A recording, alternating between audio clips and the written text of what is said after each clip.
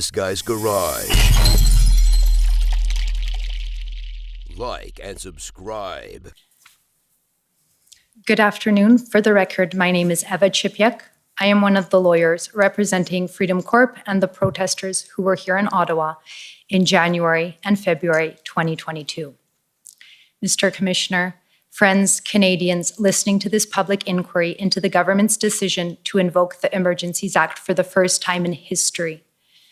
You will remember on the first day of this public inquiry, our lead counsel, Brendan Miller, in his opening statement spoke about the evidence and threshold required for invoking the Emergencies Act.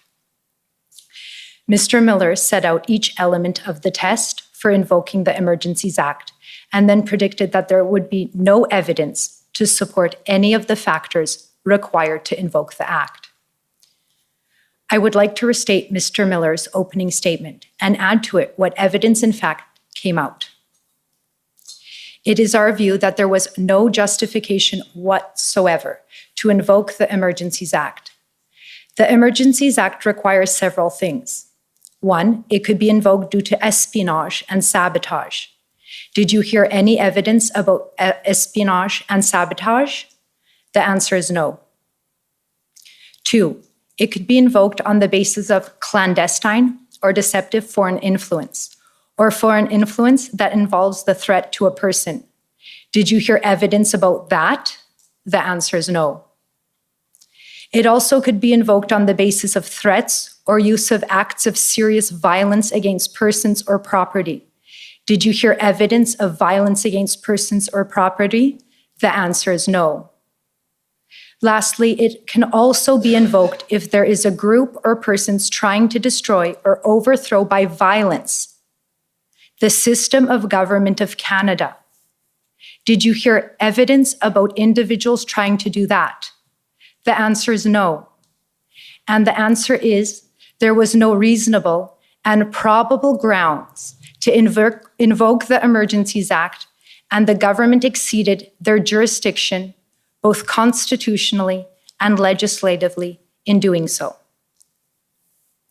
In using the Emergencies Act, which gives the government with extraordinary powers, the Government of Canada chose use of force, that is state violence, over peaceful negotiations and democratic engagement with the Canadian people. The sad irony is that the protest in Ottawa was fundamentally about government overreach. Canadians felt that the current government had gone too far with the COVID-19 mandates.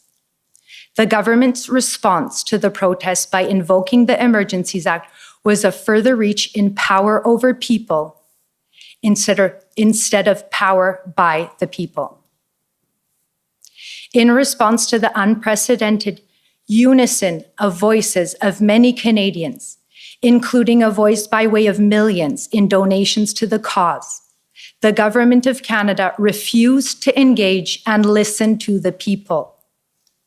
Instead, by invoking the Emergencies Act, the government stepped even further into their oppressive governments by quashing the most fundamental right that belongs to a Canadian democracy. That is to come together in their nation's capital, in front of Parliament, to engage in dialogue with their elected officials. Protesting is, in fact, the people trying to have a dialogue with their government as a last resort of engagement when all other avenues for discourse have failed or have been censored. A healthy democracy demands continuous engagement between people and government. And when the government uses violence to assert its power over the people, the fabric of democracy is torn. That is what was witnessed at the protest.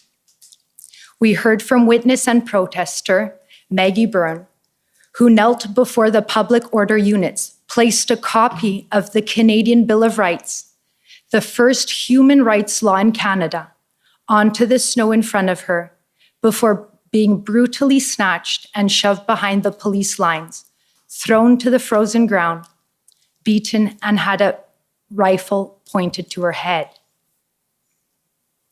We heard from witness and veteran Chris Deering, survivor of a bomb explosion in Afghanistan. He fought for our country because he believed that our Canadian values were worth fighting for. He said he came to Ottawa because it was his duty to support the protesters in their cry to the Canadian government that enough is enough. They've gone too far with interfering with our right to freedom, our right to live in a safe country, free from fear.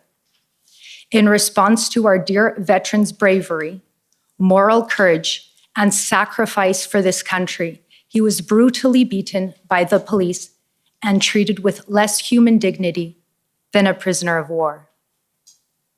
The fact is, it does not matter which side of the protest you are on. To be Canadian is to value human dignity, kindness, community, compassion, and love.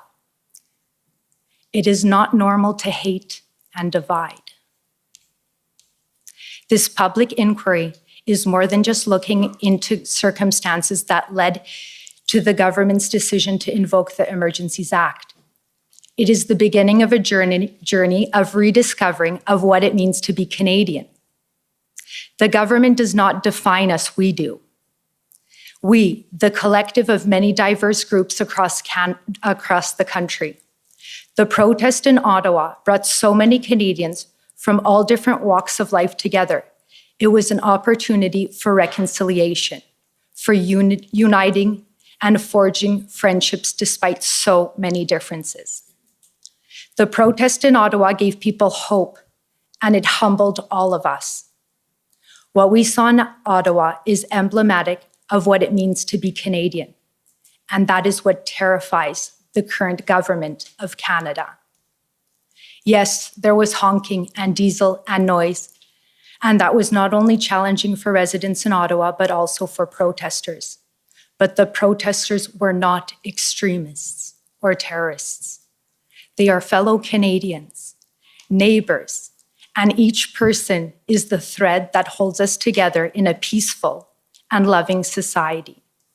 We have all suffered in our own unique way because of the pandemic, the virus, the sickness, the lockdowns, the job losses, loss of livelihood, the mandates, and mental health. On the first day of this public order emergency inquiry, Commissioner Rouleau, you said uncovering the truth is an important goal. When difficult events occurred that impact the lives of Canadians, the public has the right to know what happened.